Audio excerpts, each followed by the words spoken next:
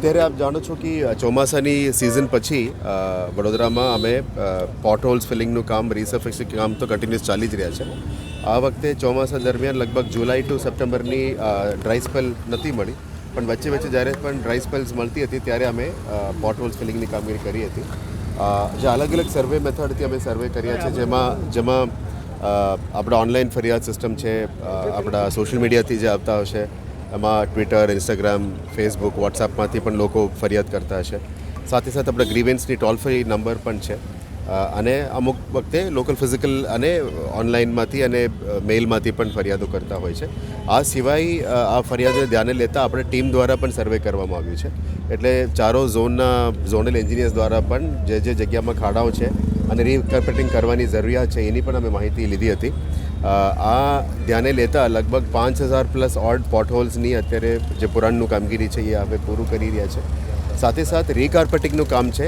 વડોદરા સિટીમાં લગભગ 38 major roads, close to 40 kilometre, 40 કિલોમીટરની રીસર્ફેસિંગનું કામ અને રીકાર્પેટિંગનું કામ અત્યારે હવે પૂરું કર્યું છે. નેક્સ્ટ ફેઝમાં અત્યારે ડ્રાય સ્પેલ મળ્યું છે, એટલે ઓલમોસ્ટ 72 નવા રોડ્સ છે. આ રોડ્સમાં પણ રીકાર્પેટિંગની કામ ફ્રેશ કામગીરી અત્યારે હાથ ધરવામાં આવી છે, જેમાં રાતમાં પણ અત્યારે કામ ચાલી જ રહ્યા છે.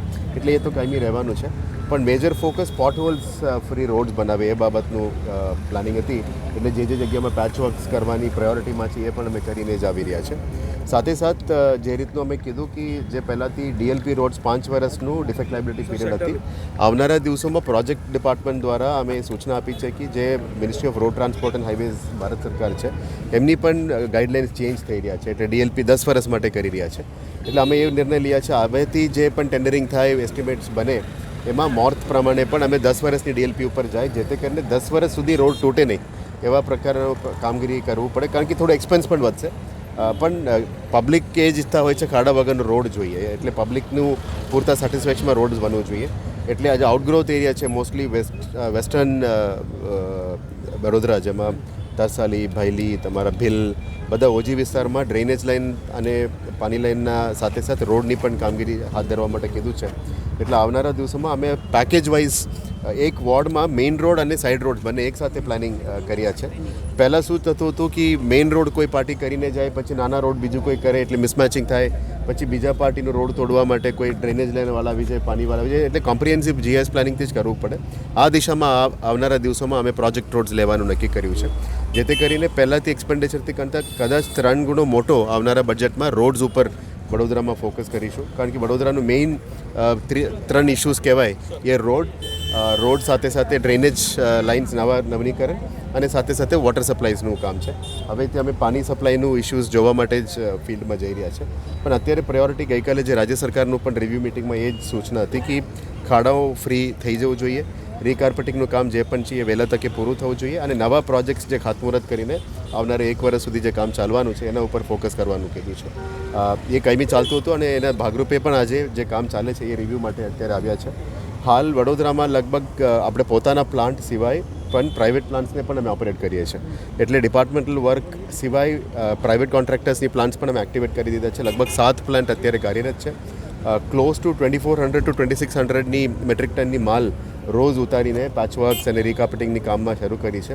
અને ખાસ ધ્યાને લેવા માટે કીધું છે કે પબ્લિકનું ડિસ્ટર્બન્સ ઓછું થાય અને રાતમાં કામગીરી વધારે કરવા માટે કીધું છે. એટલે લોંગ રોડ્સ અને રીકાર્પેટિંગનું કામગીરી રાતમાં ચાલી રહ્યા છે, અને પેચવર્કનું કામગીરી જેટ પેચર અને પોતાના ડિપાર્ટમેન્ટલ ટીમ દ્વારા અમે કરી રહ્યા છે. આશા રાખીએ કે આ ટૂંક સમયમાં પેચવર્કનું કામગીરી બધું અત્યારે જ પૂરું થઈ જશે, લગભગ 1-2 દિવસમાં. પણ રીસર્ફેસિંગ, રીકાર્પેટિંગનું કામ લાંબા કામ હાથ ધરવામાં આવશે. અને પ્રોજેક્ટ ડિપાર્ટમેન્ટ દ્વારા અત્યારે પ્રોપર પ્લાનિંગ છે. ઘણા વસ્તુ ફિલ્ડમાં જોયા પછી એ જ લાગ્યું કે વડોદરામાં પ્રોપર પ્લાનિંગ સાથે કરીએ તો સારું રોડ્સ અમે બનાવી શકીએ. એટલે DLP રોડ્સ, કેમ્બર ડેપ્થ, એની ટેમ્પરેચર બધું એકસાથે બધું એસેસ કરીને જ કરવાનું છે. કદાચ પ્લાનિંગમાં થોડું વધારે સમય લે, પણ નવા રોડ જે કરીશું હવેથી વ્યવસ્થિત રોડ્સ કરવા માટે પ્લાનિંગ ચાલી રહ્યા છે. આશા રાખીએ કે આના સાથે સાથે વોટર સપ્લાયઝ અને ડ્રેનેજનું પણ વિઝિટ છે, એટલે સારું પૂર્તતામાં અમે કામગીરી કરી શકીએ એવા આશા છે. રાજ્ય સરકારને પણ અમે રિક્વેસ્ટ કરી છે કે નવા વોટર ડિસ્ટ્રિબ્યુશન સિસ્ટમ, જે મેજર ઇશ્યુ વડોદરામાં સોર્સ આર્ગ્યુમેન્ટેશન અને ડિસ્ટ્રિબ્યુશન સિસ્ટમ માટે પણ અમે સરકારમાં પ્લાન માટે અપ્રુવલ મોકલી છે. એ પણ ટૂંક સમયમાં રાજ્ય સરકારની મંજૂરી આવ્યા પછી જે ઘણા વર્ષોથી વડોદરાની અંદર જે પાણી ડિસ્ટ્રીબ્યુશન નેટવર્ક જૂના જોઈન્ટિંગ બધું જે પ્રશ્નો છે એની પણ પ્રોપર ડાયગ્રામ સાથે હલ કરી શકાય એવા આશા રાખીએ છીએ. અને આપ જાણો છો કે સોર્સ ઓગ્યુમેન્ટેશનમાં આપણે જે અત્યાર સુધી 680 MLD પાણી લેતા હતા એની પણ અત્યારે વધારવા માટે અમે ધોલકા રાયકા પાસે પણ નવું ફ્રેન્ચવેલ, નવું WTPs, નિમેટામાં નવું WTPs, આ બધા મળીને લગભગ 300 MLDની આજુબાજુ આજથી 20 વર્ષની સાથેની પ્લાનિંગ અત્યારે અમે આગળ લઈ જઈ રહ્યા છે. આશા રાખીએ કે હવે આ ચોમાસાનું સિઝન પૂરું થઈ ગયું એટલે રોડ, રસ્તા, ડ્રેનેજના કામો અને ફિલ્ડમાં પાણી, વોટર સપ્લાયનું રીડિસ્ટ્રીબ્યુશન સિસ્ટમ અને સપ્લાય સિસ્ટમને વ્યવસ્થિત કરી શકે એ ઈચ્છાથી અત્યારે કામગીરી ચાલવામાં આવી રહ્યા છે. કોર્પોરેટર એવું કહી રહ્યા છે એમને પણ સાથે રાખવા જોઈએ. અત્યારે જ પૂર્વ મેયર ગયા કે એમને પણ ધ્યાન દોર્યું. અમે અત્યારે બીજી જગ્યા ફિલ્ડમાંથી આવ્યા હતા. હું તો જસ્ટ જગ્યા જોવા માટે આવ્યું છે, પણ ટીમને કહીશું એ સાથે રાખીને પણ એમને કામગીરી કરવા માટે સૂચના આપીશું. Thank you.